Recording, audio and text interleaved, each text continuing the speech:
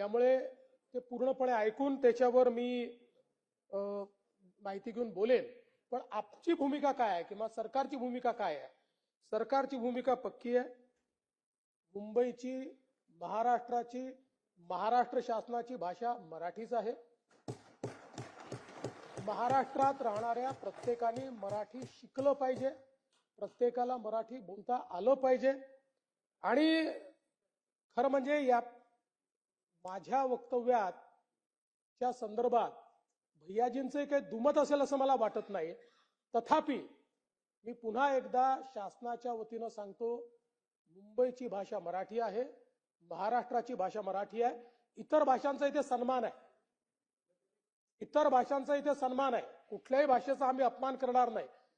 कारण जो स्वतःच्या भाषेवर प्रेम करतो तोच दुसऱ्याच्या भाषेवरही प्रेम करू शकतो. त्याच्यामुळे तो सन्मान आहेच. आणि म्हणून शासनाची भूमिका पक्की आहे, शासनाची भूमिका मराठी आहे.